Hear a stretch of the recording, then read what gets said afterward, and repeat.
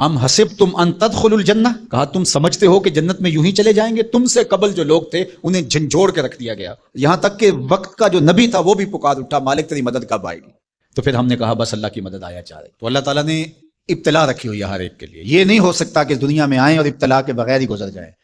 کوئی آدمی ایسے ہی گزر جائے، ایسے نہیں ہو سکتا، ابتلا سے اس کو گزرنا پڑے گا جیسے بھی گزرے۔ اللہ مال دے کے بھی آزماتا ہے اور غربت دے کے بھی آزماتا ہے، یہ دونوں آزمائشیں ہیں اس کی، کبھی صحت دے کے آزماتا ہے، کبھی بیماری دے کے آزماتا ہے، کبھی فراغت دے کے آزماتا ہے، کبھی مصروفیت سے آزماتا ہے، کبھی بھوک سے آزماتا ہے، کبھی انواع و اقسام کے کھانے فراواں دے دیتا ہے، اب آزمائش ہوتی ہے۔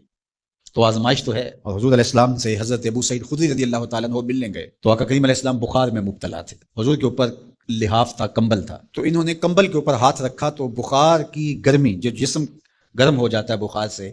وہ گرمی کمبل کے اوپر سے محسوس کی۔ تو حضرت ابو سعید نے عرض کی یا رسول اللہ یہ کیا؟ فرمایا ہم کو تکلیفیں دوہری ملتی ہیں، اجر بھی دوہرا ملتا ہے۔ سب سے زیادہ تکلیفیں انبیاء کو آئی،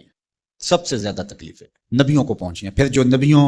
کے خاص لوگ متبعین خاص، ان کی عادات کو اختیار کرنے والے۔ امام فخر الدین رازی نے تفسیر کبیر میں لکھا ہے کہ مکے سے لے کر طائف تک 70 ایسے نبیوں کی قبریں ہیں جن کی وفات صرف بھوک اور پیاس کی وجہ سے ہوئی ہے۔ حضرت خباب بن ارت رضی اللہ تعالی عنہ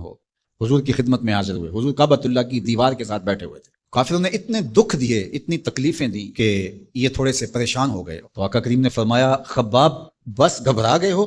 تم سے قبل ایسے لوگ بھی گزرے ہیں جس کے جسموں کو لوہے کی کنگھیوں سے چیرا گیا، حتیٰ کہ ان لوہے کی کنگھیوں کے دانے کے نشان ان کی ہڈیوں پہ پڑے، ان کی لکیریں ان کی ہڈیوں پہ آئیں اور یوں لوہے کی کنگھیوں سے ان کی بوٹیاں نوچی گئی، اور ان کو کہا گیا دین کو چھوڑ دو۔ انہوں نے کہا جو کرنا ہے کر لو، ہم دین کو نہیں چھوڑ سکتے۔ حضرت زکریا کے سر پیارا رکھ کے پاؤں تک چیر دیا گیا، لیکن پڑھو ان کی سیرت، ان کی زبان سے اف بھی نہیں نکلی، زخم پہ زخم کھا کے جی، خون جگر کے گھونٹ پی، آہ نہ کر لبوں کو سی، یہ عشق ہے دل لگی نہیں۔ تو خوشی ملے تو تب بھی اور غم ملے تو تب بھی، جو دائرے میں رہتے ہیں وہی کامیاب اور بامراد ہے۔ ظفر اسے آدمی نہ جانیے چاہے جتنا بھی ہو صاحب فہم و ذکا، ظفر اسے آدمی نہ جانیے چاہے جتنا بھی ہو صاحب فہم و ذکا، جسے عیش میں یاد خدا نہ رہی، جسے تیش میں خوف خدا نہ رہا۔ عیش کی زندگی ہو یا تیش کی زندگی ہو، خوشی کا موقع ہو یا مرحلہ غم ہو، امتحان میں یہ دیکھا جاتا ہے کہ کون سرخرو اور کامیاب ہوتا ہے۔ تو یہ زندگی امتحان گاہ ہے،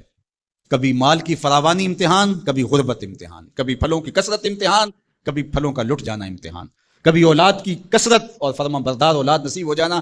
یہ امتحان، اور کبھی اولاد کا مر جانا یا نافرمان نکمی اور آوارہ اولاد پلے پڑ جانا یہ امتحان۔ یہ امتحان زندگی، کبھی دولت ہی دولت انبار لگ جاتے ہیں اور کبھی دو لقموں کے لیے بندہ ترستا ہے، یہ بھی امتحان۔ کبھی ماں باپ ہیں، بہن بھائی ہیں، رشتہ دار ہیں، ان کے سایہ عاطفت میں زندگی گزرتی ہے، اور کبھی کندھوں پہ اٹھا کے باپ کو بھی قبر میں اتار چکے ہوتے ہیں، ماں کو بھی لاحت میں اتار چکے ہوتے ہیں، کوئی کندھا بھی نہیں ہوتا جس پہ سر رکھ کے آنسو ہی بہا لیں۔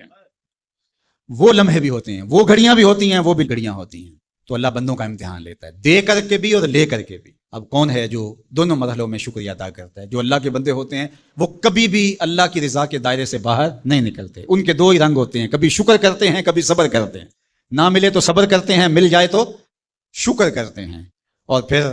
ان کے پاس فراوانی ہو تو اپنے اطراف میں رشتہ داروں کو، اعزاء کو، اقربا کو، گلی محلے کے لوگوں کو، جو ایسے حالات کے اندر جس کے پاس فراوانی ہے وہ اپنا مال لوگوں کی ضرورت کے لیے نہیں نکالتا، وہ ناکام ہے امتحان میں، چاہے وہ کوئی بھی ٹائٹل رکھتا ہو، وہ چاہے پیر کا ٹائٹل اس کے پاس، چاہے عالم کا ٹائٹل اس کے پاس، چاہے وہ سیاستدان ہو، چاہے وہ کچھ بھی ہو، اس مشکل وقت پر جو ضرورت مندوں کے کام نہیں آتا، اگر اس کے پاس گنجائش ہے تو وہ امتحان میں ناکام ہو گیا ہے، جو اللہ نے امتحان لیا اس میں ناکام ہو گیا۔ اور دوسرا جو مصیبت میں پھنس گیا وہ اپنی سفید پوشی کا آخری حد تک بھرم نہ ٹوٹنے دے۔ تو میں اور آپ لمحہ لمحہ امتحان گاہ میں کھڑے ہیں، میں ممبر پہ بیٹھا ہوں تو میں بھی امتحان میں ہوں، آپ یہاں بیٹھے ہیں آپ بھی امتحان میں ہیں، فیکٹری کے مالک بن کے سیٹ پہ بیٹھے ہیں آپ بھی امتحان میں ہیں، اقتدار کی مسند پر بیٹھنے والے سب سے بڑے امتحان میں ہیں، کیونکہ سب سے زیادہ تو ان سے پوچھا جائے گا نا۔ اللہ تعالیٰ ہمیں اس امتحان میں کامیابی دے، اور اللہ تعالیٰ اس وقت ملک کے جو حالات ہیں اپنے کرم سے ان کو درست فرما دے۔